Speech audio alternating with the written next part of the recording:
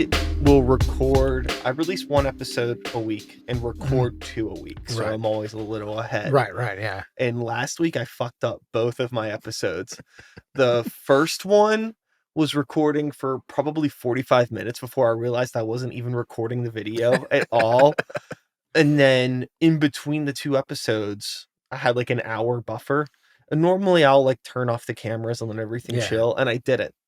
So when the second people came, the cameras were like shutting themselves off because they were all overheated. And they wouldn't stay on.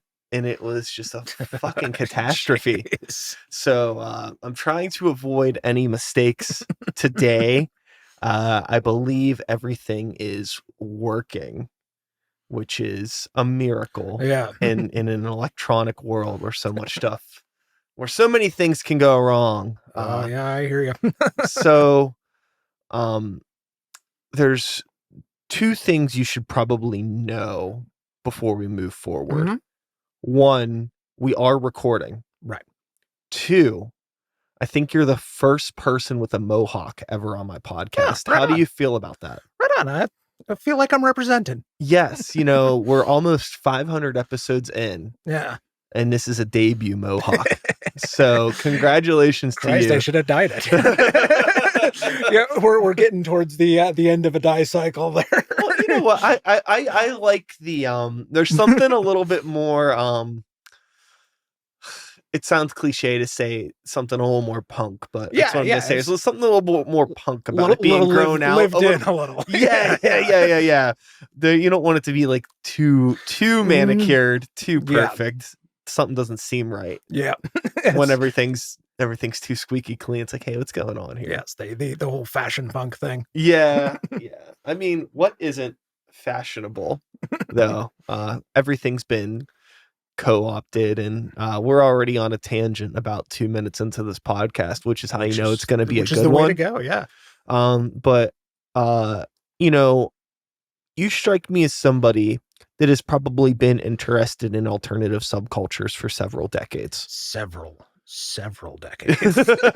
We're probably about the same age. Probably, yeah. So by the time, I don't know when this is going to be released, but we're really close to my 39th birthday. Okay. Yeah, I've got a few on you. So I'm knocking on the door of 40, but I'm probably not too far behind you. Right? Yeah, so, I crossed I think I'm 47 this year. Oh, wow. Hey. Once you get over 40, you stop really caring about the details. But so I guess but similar. Totally. You've been interested in alternative subcultures for a long time. Yeah.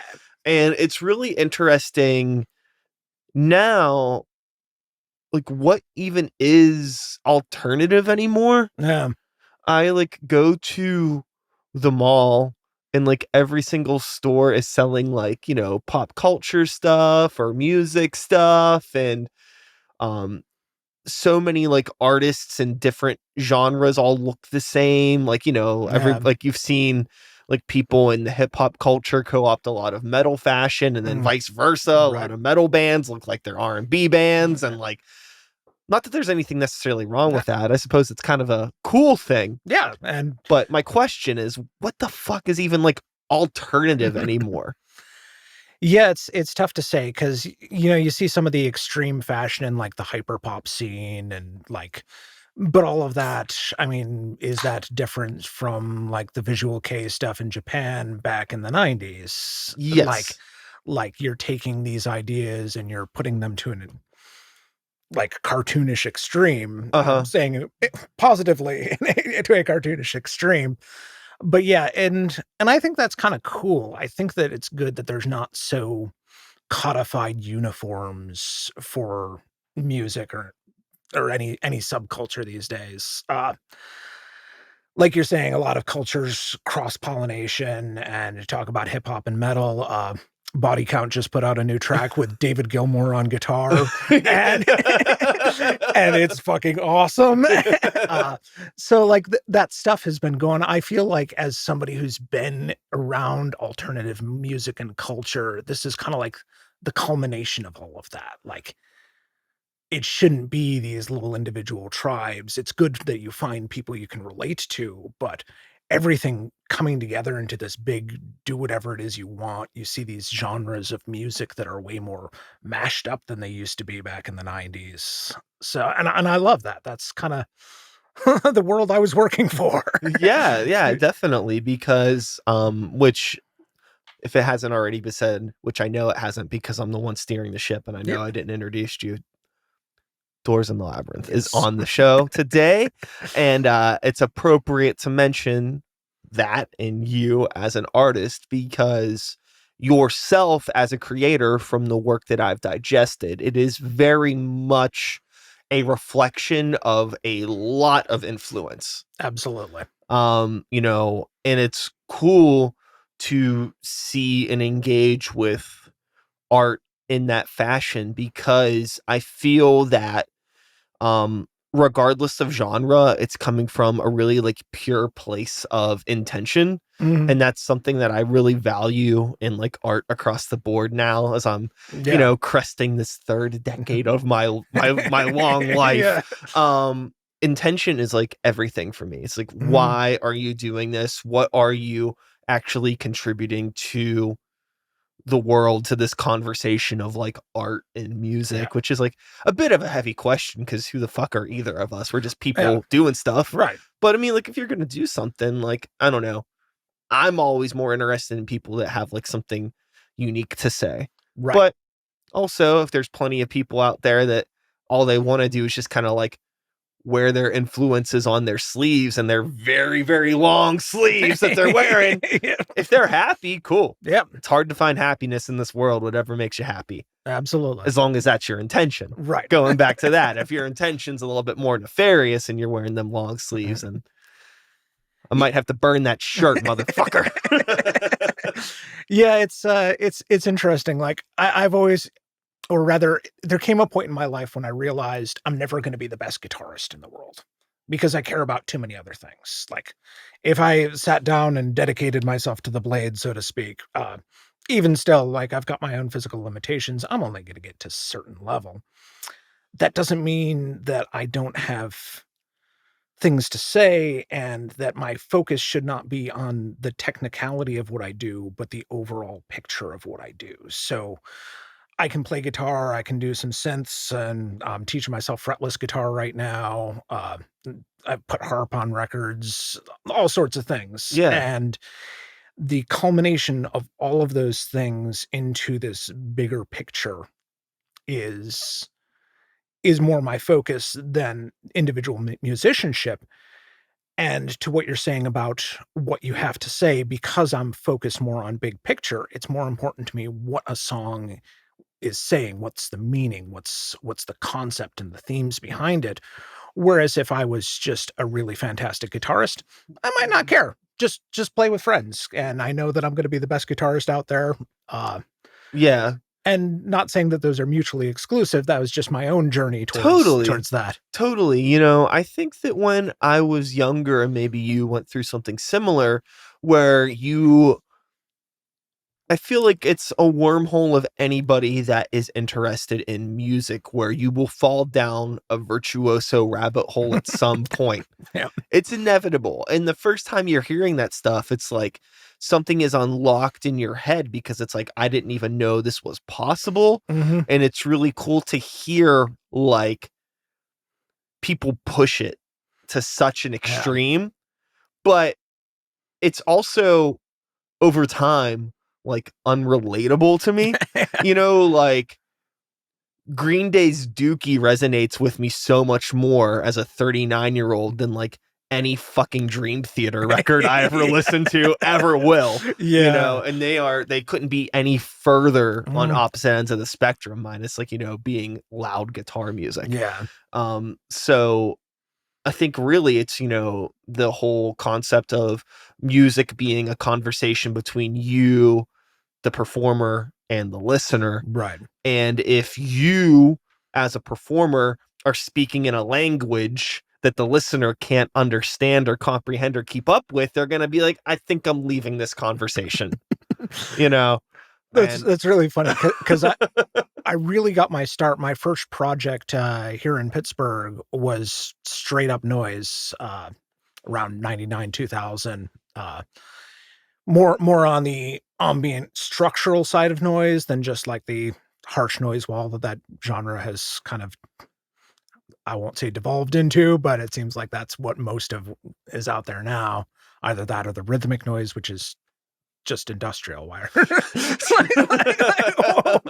uh, but coming out of things like Akifumi Nakajima, Japanese artist, I loved his work, and everything were these big long 20-minute structures with a single sound source and just building on it and building on it and building on it. And I loved that music. And I thought, there's no reason people can't get into this.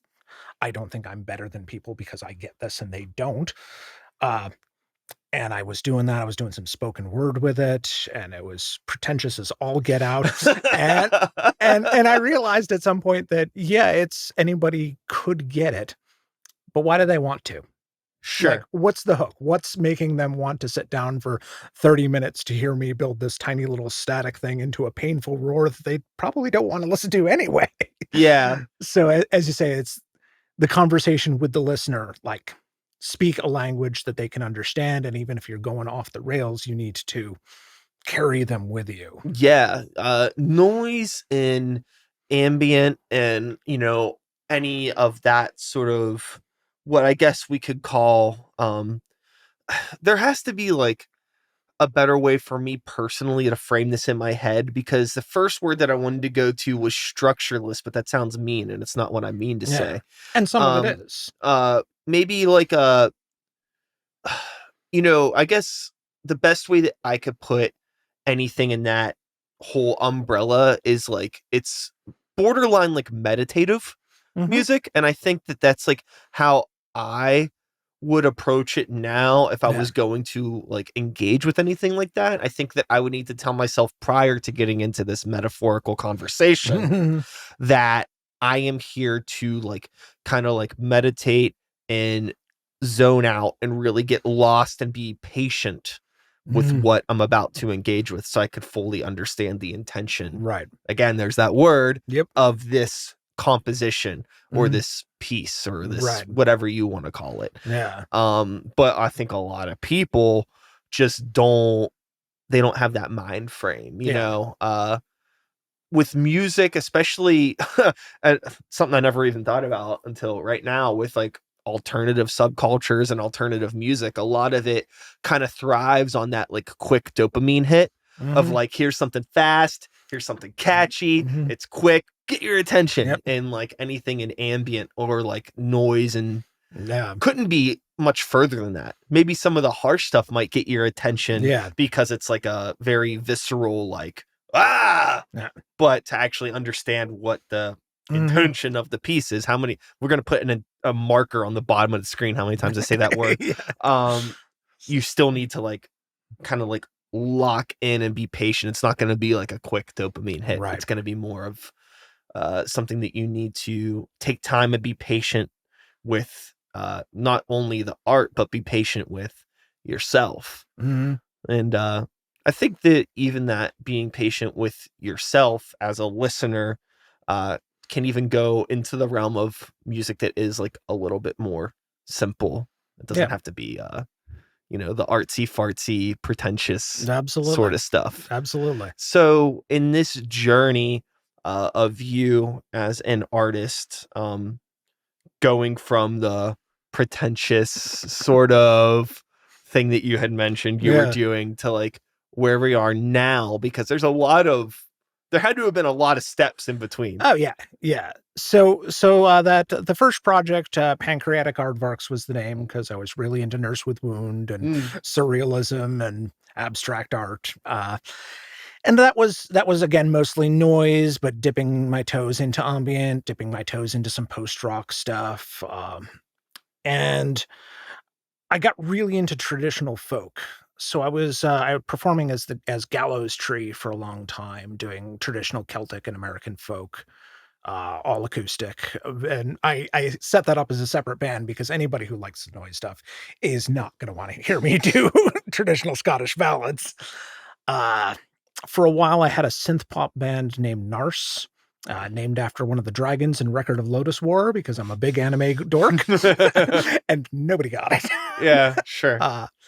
I did film scores for a little while after that and realized that while I learned a lot about orchestration and my skills just ballooned, realized that world was not for me because I was making music that was appropriate for the movies, but that I didn't like. And Yeah. I never sat down and listened to that. I always listen to my own music. I'm my biggest fan. And if I don't want to listen to my music, why would I expect anyone else to want to? Sure. So after that, I went back to a little bit of Celtic stuff again. Had a project called Ghost Estate, which was more electronic rock, traditional Celtic fusion sort of stuff. Sort of listened to a lot of Dead Can Dance, but a little bit poppier than that, if that makes sense. And at some point I realized, I needed to just drop the film score stuff, go back to my roots, loved goth music, so started Outdoors in the Labyrinth.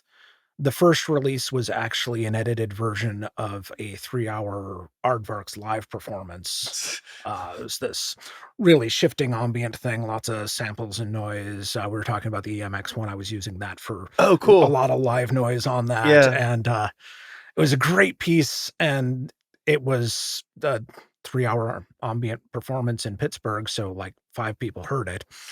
so I thought I'd edit it down into an hour and release it. And then I thought, and I'm just going to go right back to my roots.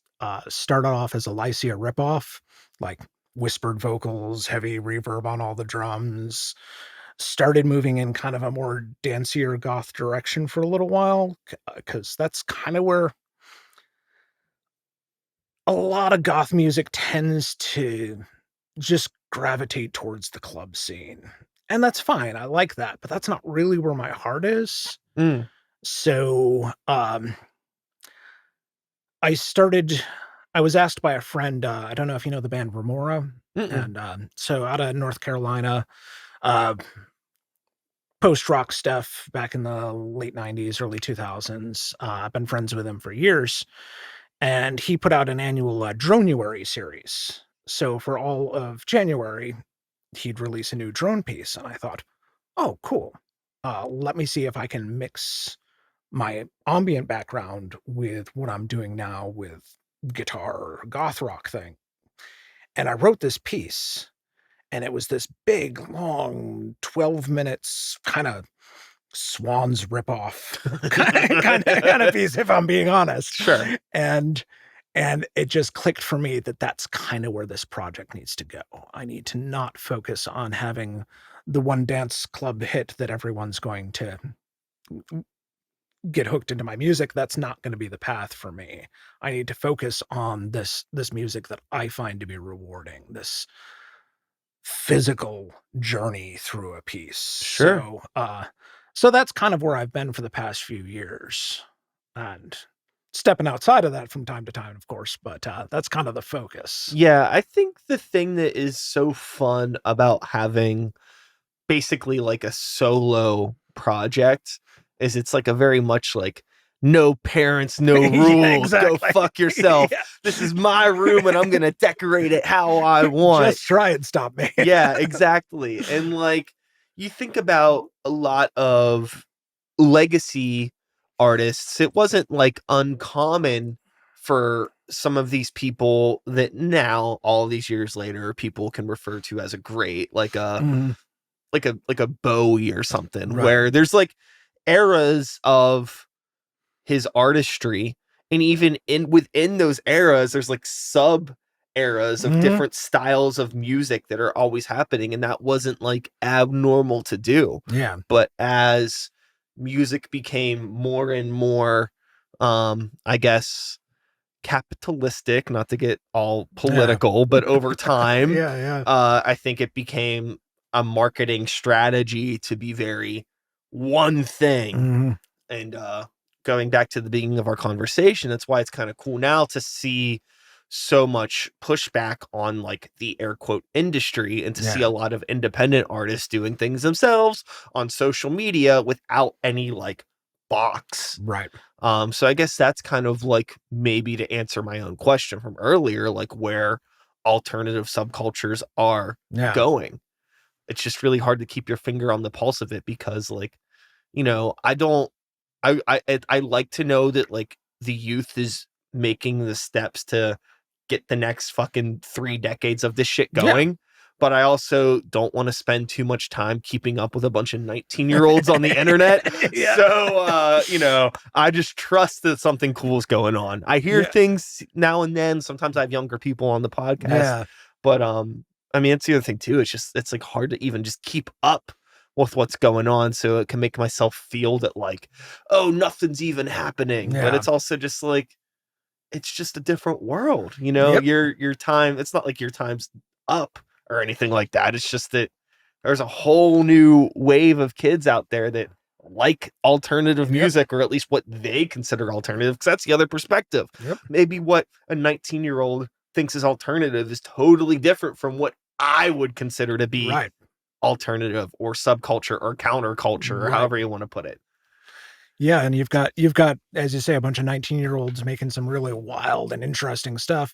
And you've also got like the 60, 70-year-olds and the old legacy bands putting out some of the best stuff of their career these days. So like there's so much music, and the best problem in the world to have. Like, never going to run out of stuff to discover. You're never going to run out of stuff to listen to, and you can't keep up with all of it. But I think it's really just a conversation that you need to have with yourself, and just being open to actually engage with that stuff, and to maybe temper your expectations a little bit. I find myself sometimes, if I hear like a new album from an artist that I really like, it's really hard for me to not go into it immediately being like, okay, like, how is this going to be better than the last one?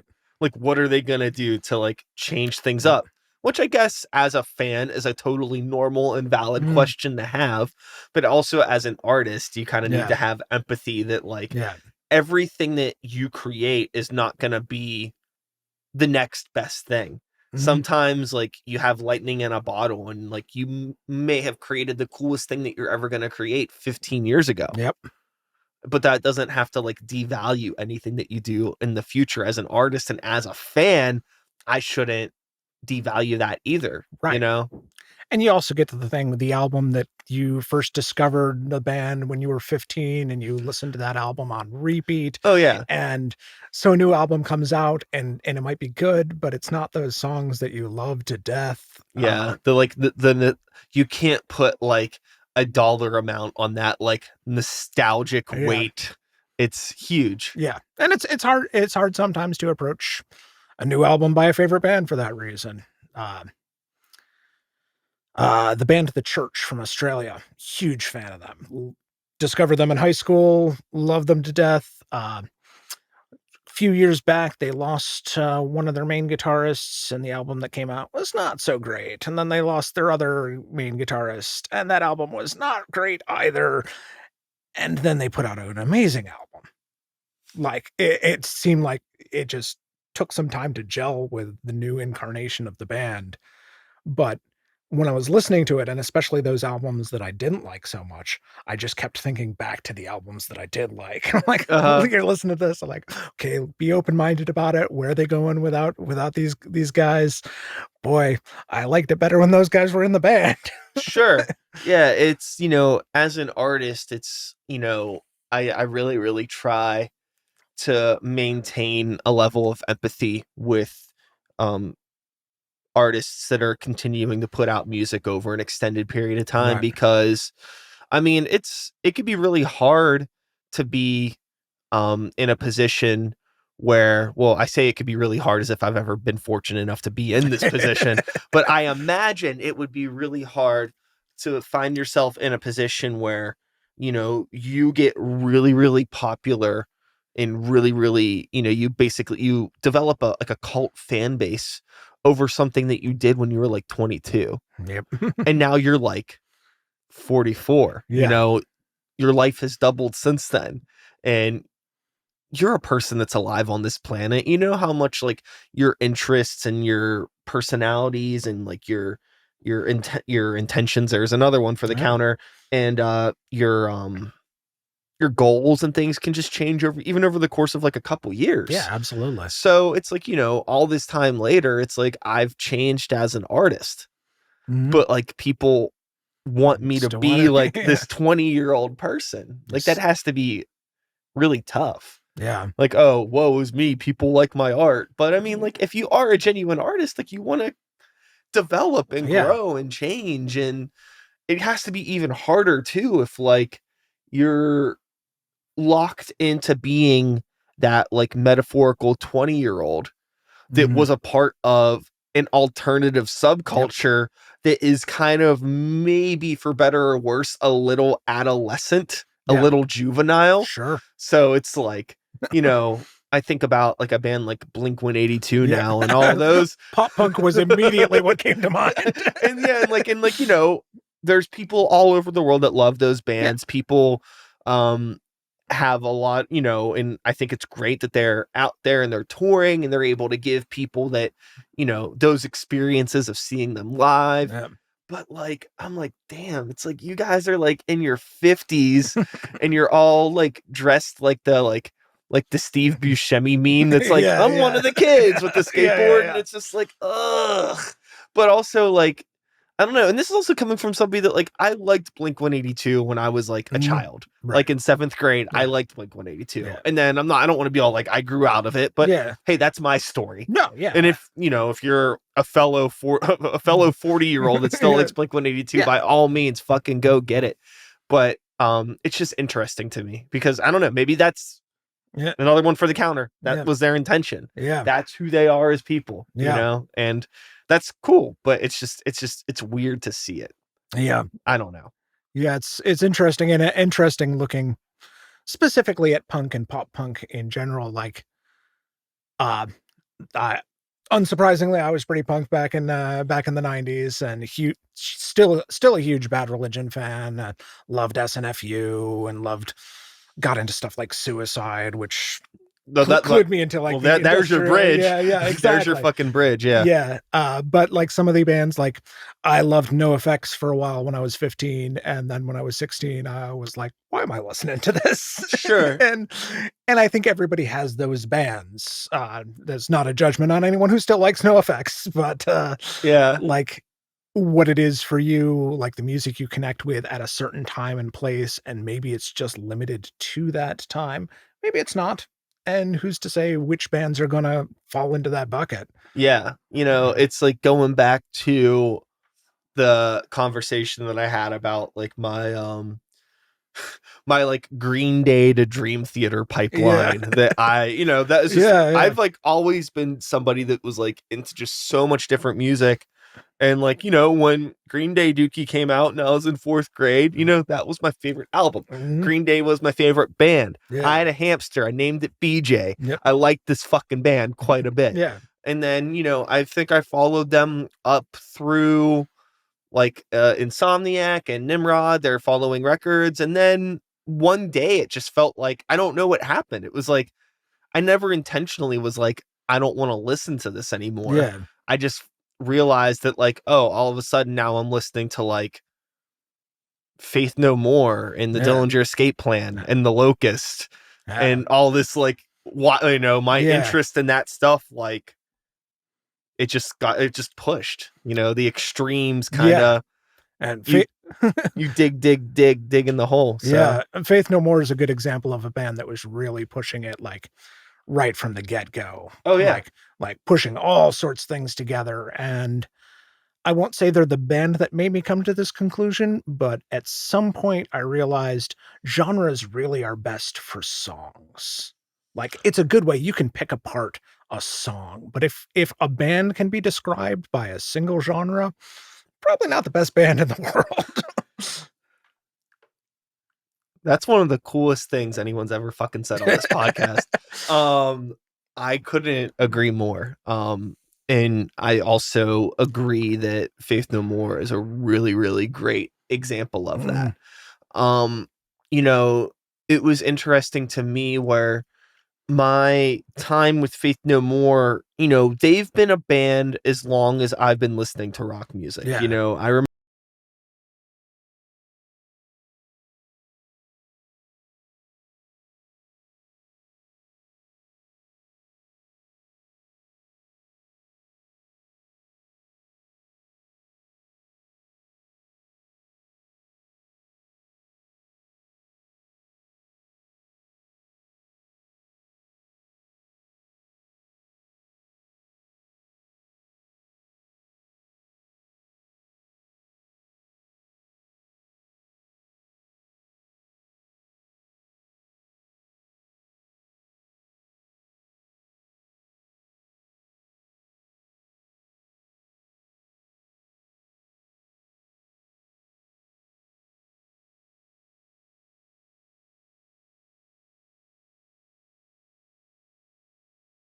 all the album covers with Eddie and all that shit. I'm like, you know, I'm a kid that likes weird, spooky stuff. Yep. How am I not gonna fucking love exactly. this?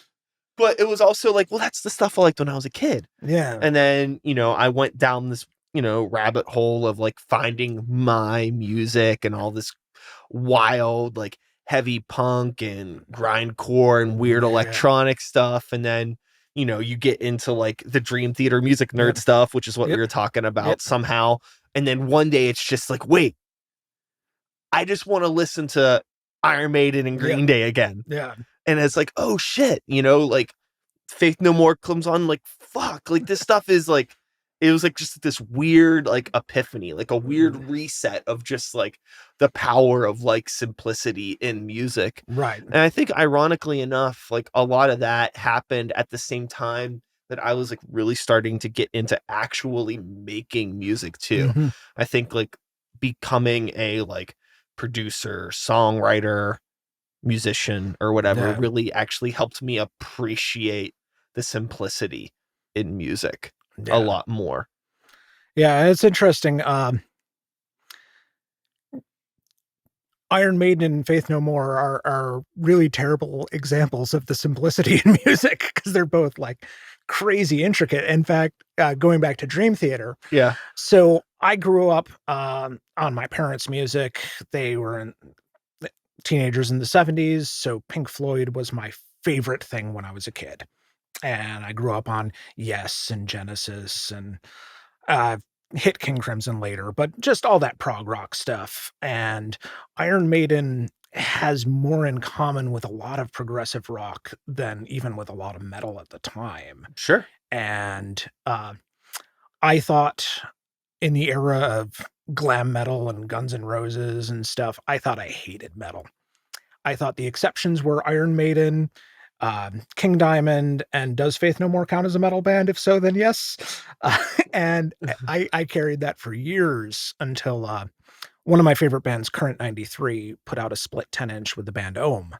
And I had never heard Ohm. I had never heard Sleep. And I did not know metal was also that.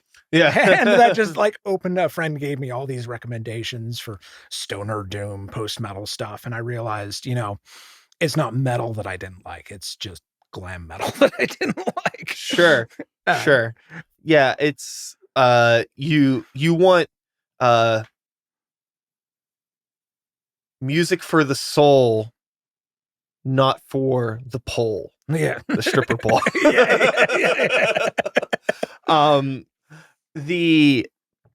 You know, Faith No More is a metal band at times. At times, yeah.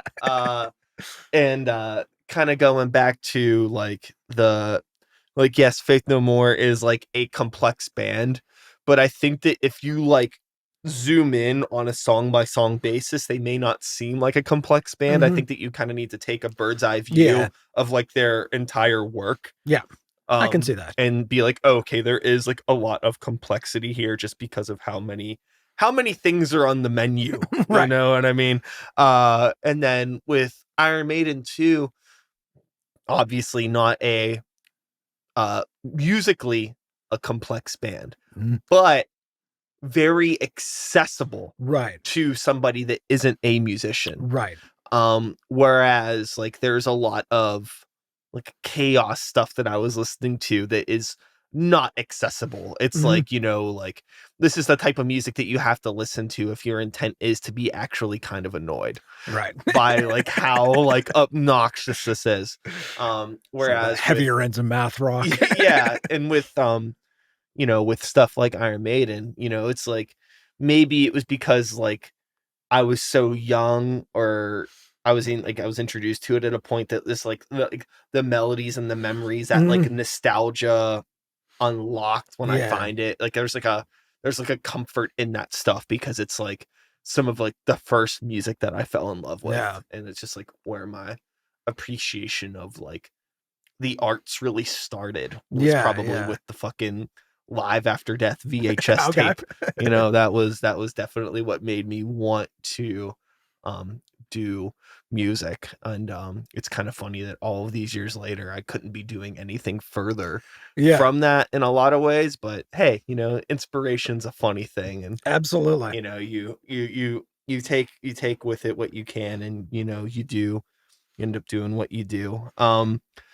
You had mentioned the current 93 ohm split and not being aware of that world of like doom, slow, heavy music. And I think it's actually not very surprising to me that you would latch onto that, because I think it also really requires that sort of meditative intention to engage with it in a way that I think is proper. Yeah. But the thing that's interesting about that style of music is there are a lot of people that I think do engage with it on much more of a surface level without the intention of like really soaking in the art.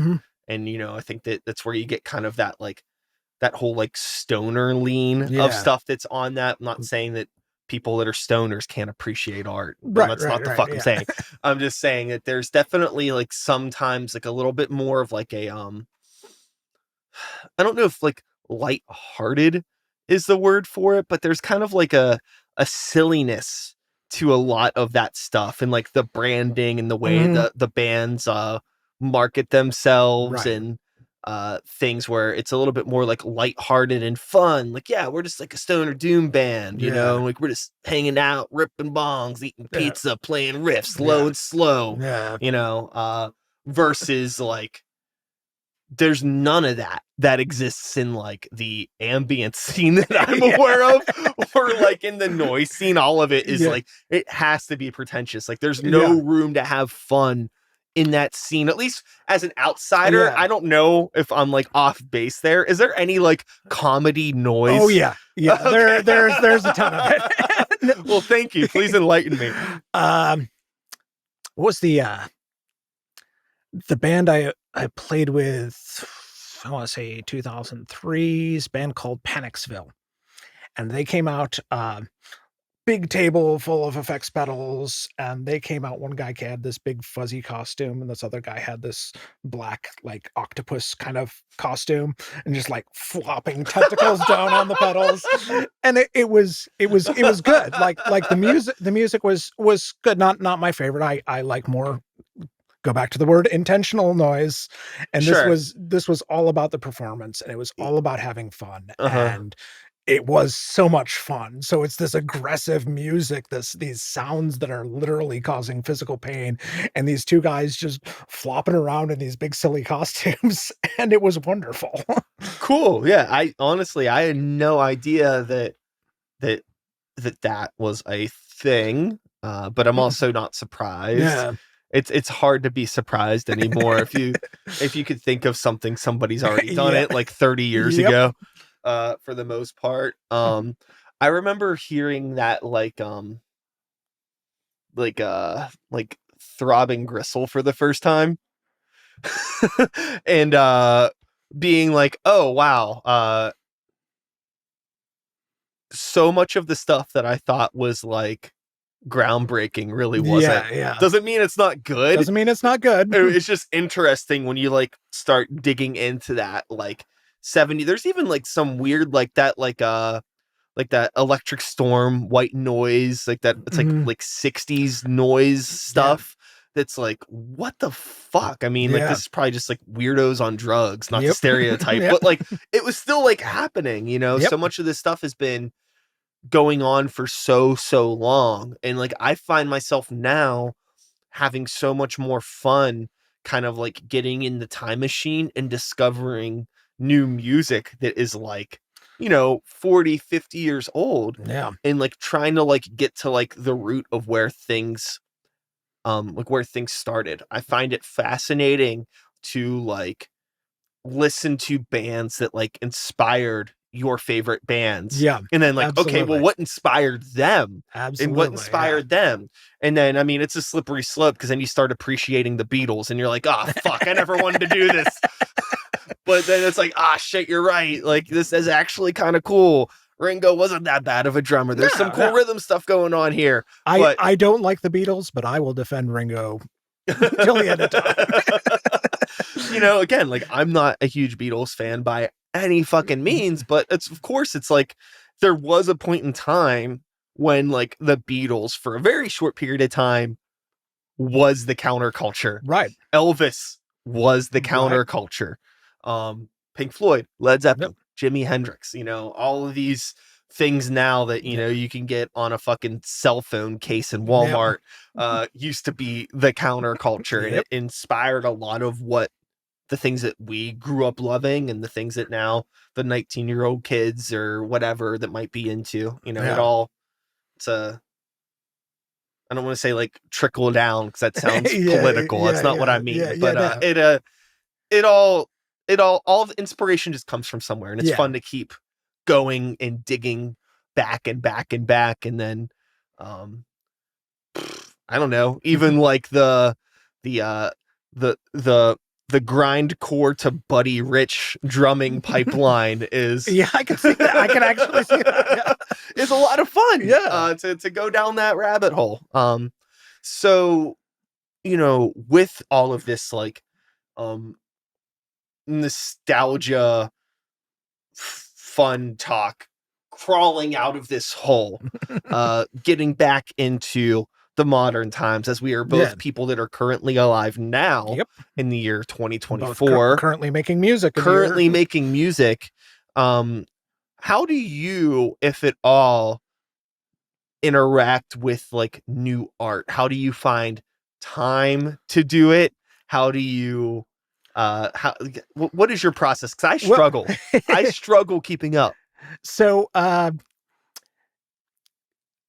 couple years back, when the pandemic was in as peak, my partner is very immunocompromised and very at risk. So I realized I can't do shows the way I want to or the way I used to, and even now I still very rarely play out. I thought, okay, well, I've been consuming a lot of DJs on Twitch. Maybe I'll learn to DJ. So I started a Twitch stream, and I do once a week, 3 hours, just sit down, no genres, no format. I'm not trying to make it a dance club experience. It's closer to a radio experience, but it's sometimes dancey, and sometimes I'll do live remixy stuff as the mood strikes, and sometimes I'll just play cartoon theme songs from the 80s because I like it. It's your show. But yeah. It's just that no one can stop me.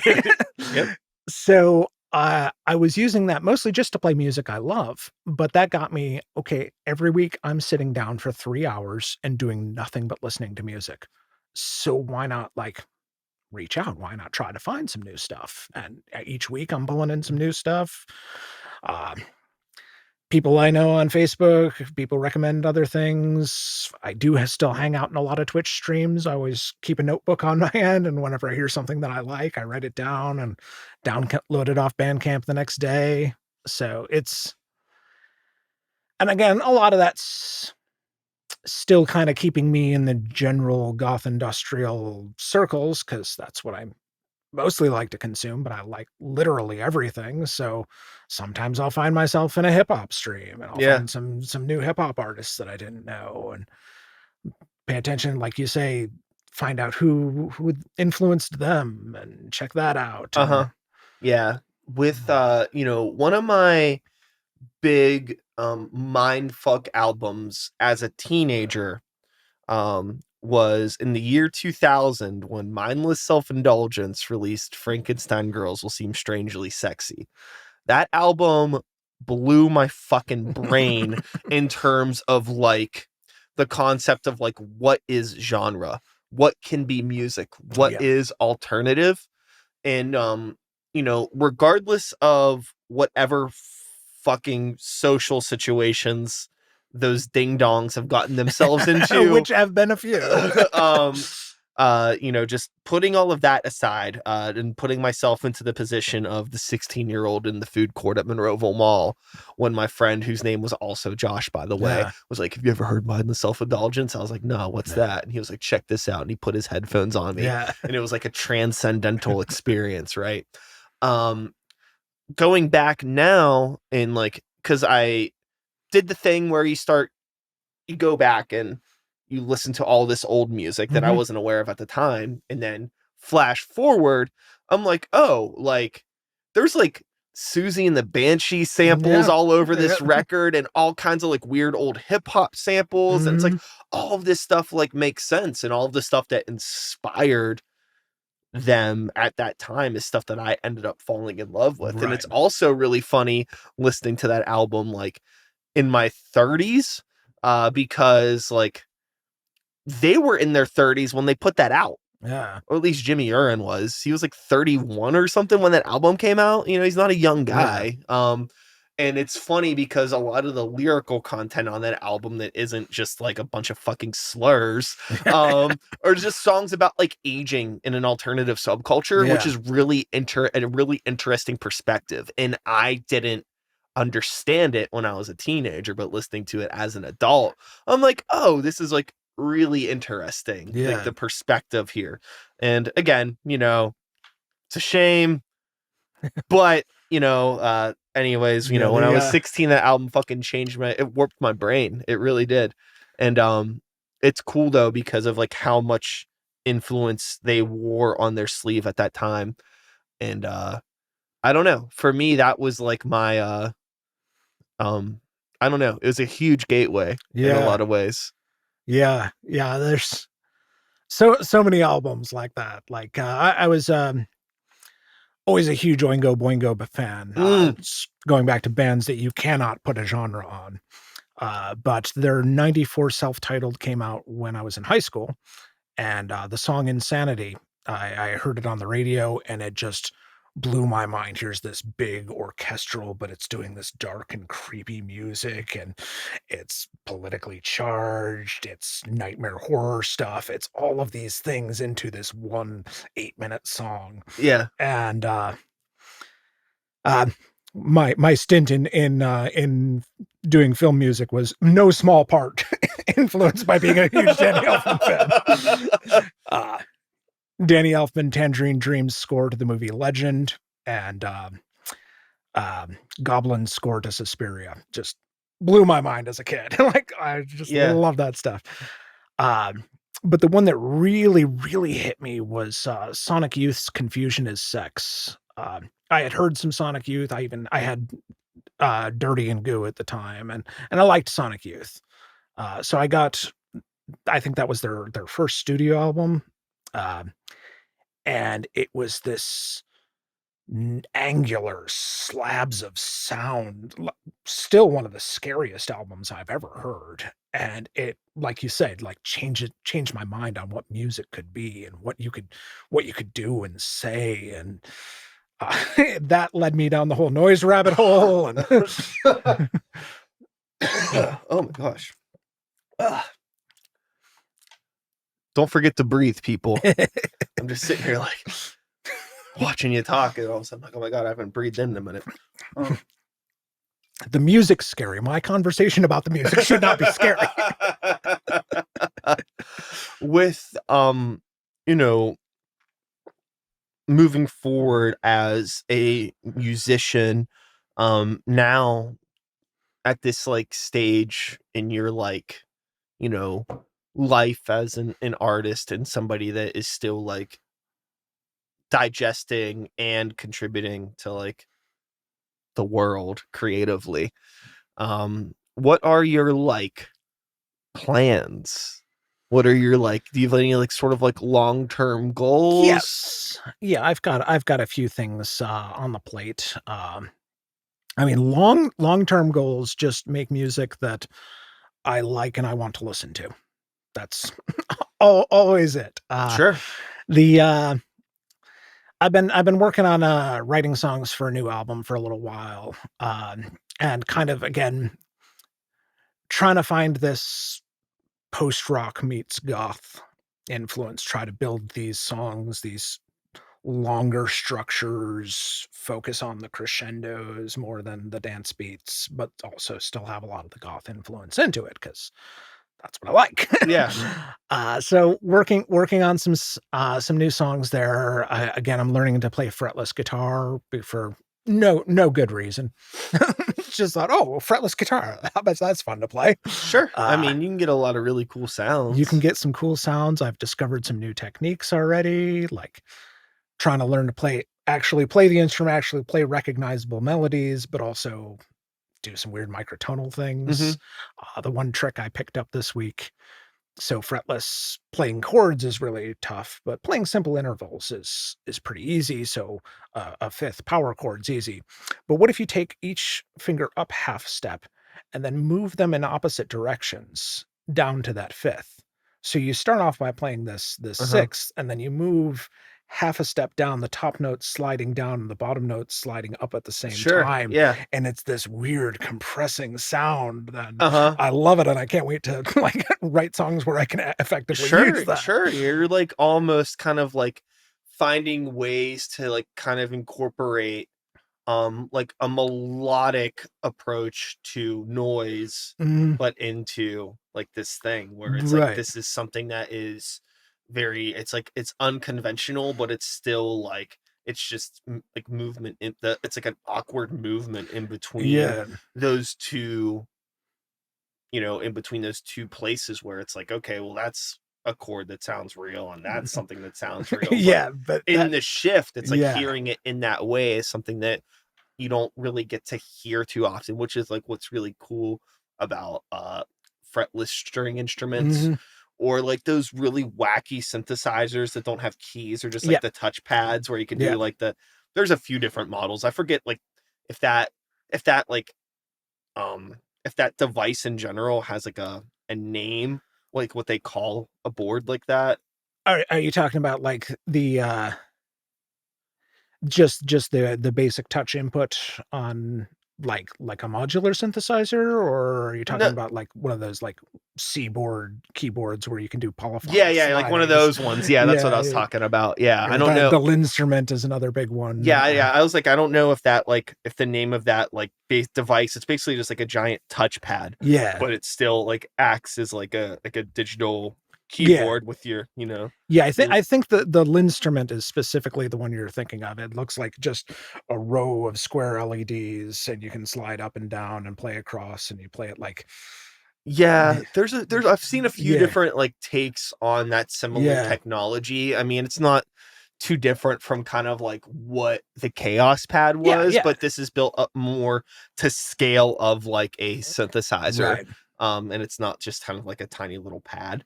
But they're cool and they Yeah, sound really cool. You could do some cool stuff with them yeah, and and just about all of them have MIDI out, so you can run that into whatever other synthesizers you have and build up these intense sounds that you can control in ways that you never could before. uh-huh. Yeah, definitely. So you are pretty much just gonna continue to keep on making music, Mhm, learning some new mhm. instruments, new approaches to the sounds, new approaches to the compositions, and having just seems like you're just like on that like creative journey of just like continuing to try new things and impress yourself Yep. and give yourself new music to listen to, Exactly. basically. Exactly. Yeah, it's never a good idea to compare yourself and your musicianship to anyone else, but I like to think that I'm getting better than I was on my last release every time. Like, if I can see growth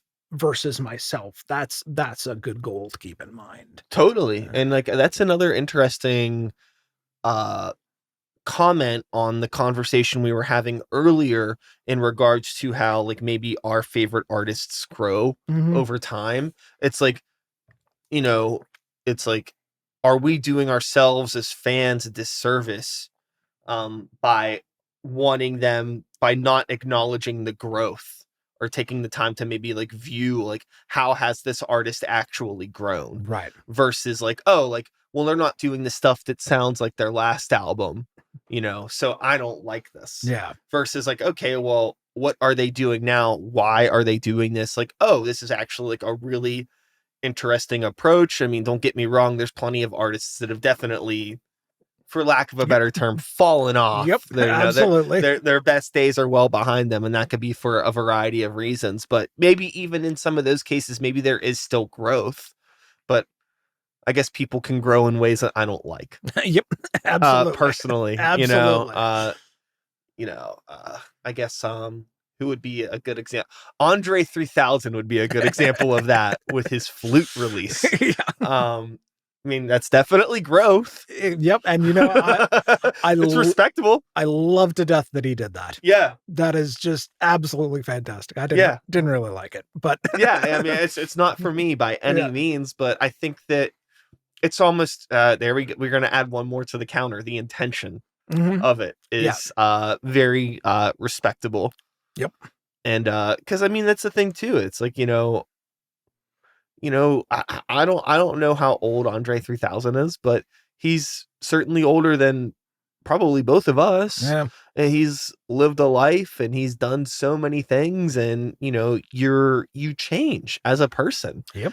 And a lot of the music that he was doing, while it was like groundbreaking and super fucking cool and ahead of the time with Outkast, it was Yep. also goes back to like being like a lot of that is not inherently like adolescent or juvenile or Mhm. anything like that, but it is kind of like there is like a youthfulness to Yep. that music that made it feel genuine, that maybe he just knows that he just doesn't have that Yeah. anymore for whatever reason. He's grown past it. He's just not in the right headspace to make that kind of like youthful, very vibrant sort Yeah. of like, that stuff anymore. I mean, a lot of the legacy artists in hip hop that are still continuing to put out music, a lot of it is pretty bad. Yeah.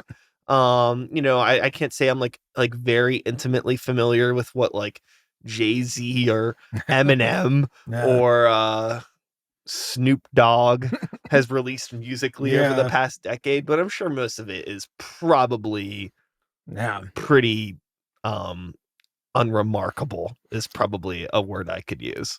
And another good parallel to the Andre 3000 thing, a big Childish Gambino fan, Oh yeah. and his first album, that's all essentially dick joke raps.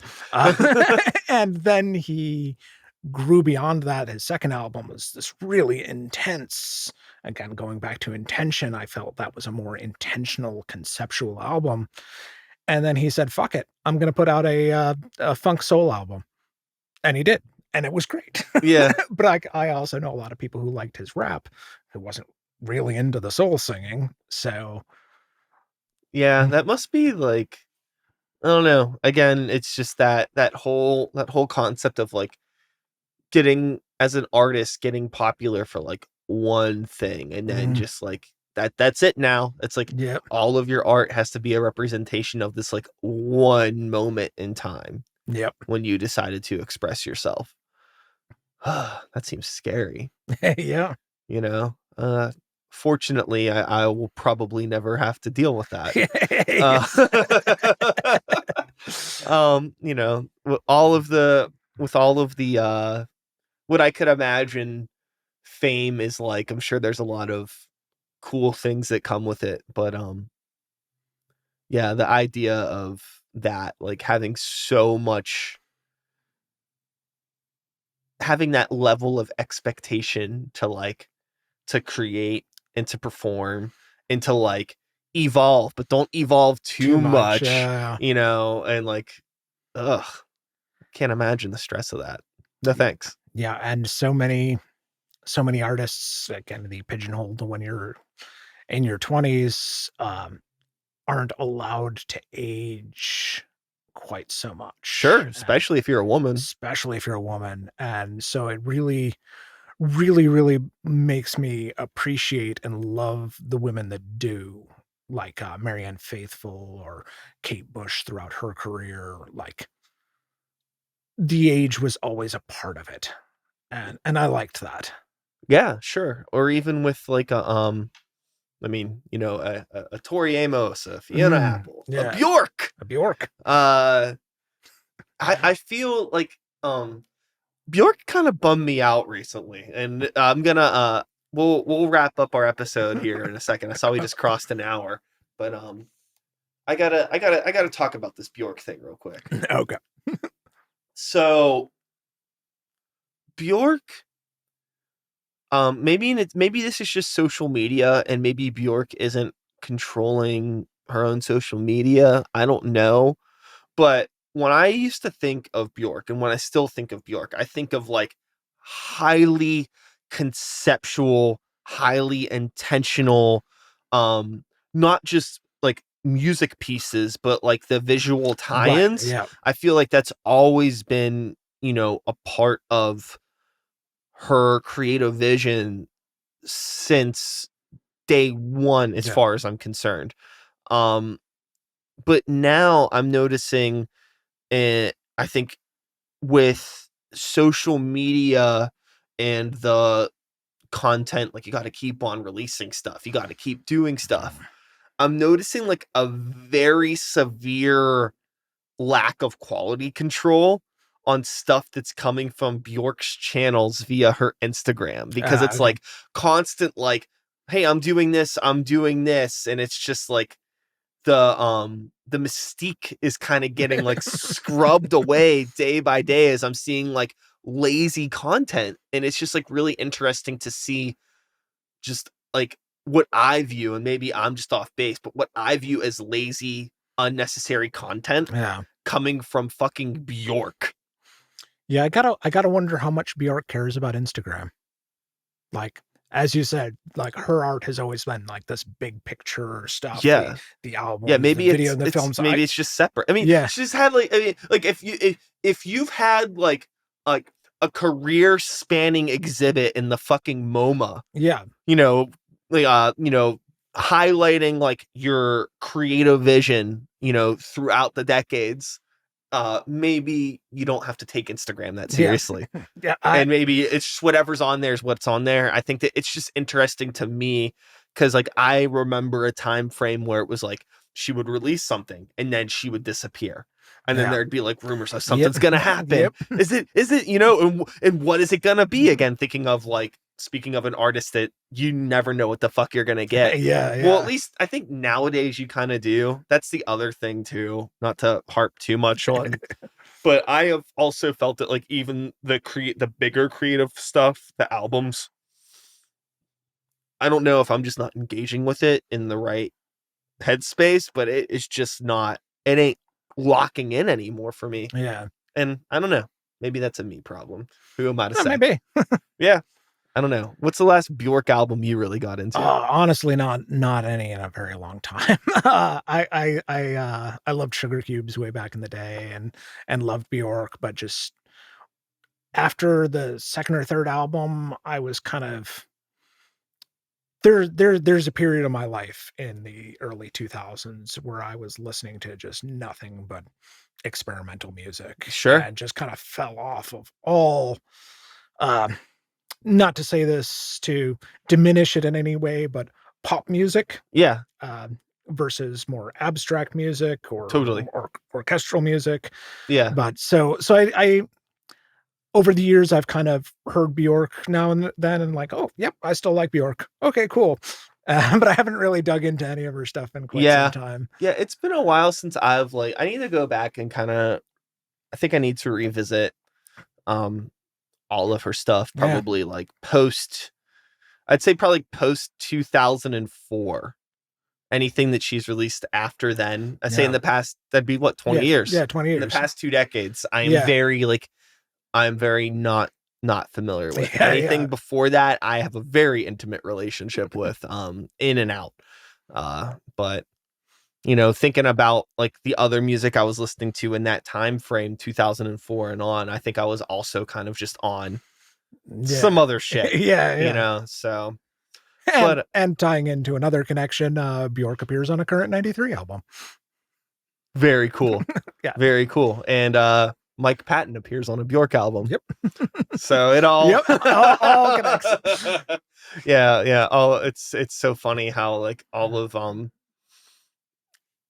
like if you like take a step back and you like look at all of this art that you like, it's like, wow, all of this is different. But if you go in with a magnifying glass, you're like, oh shit, like the same producer did like half of these fucking records.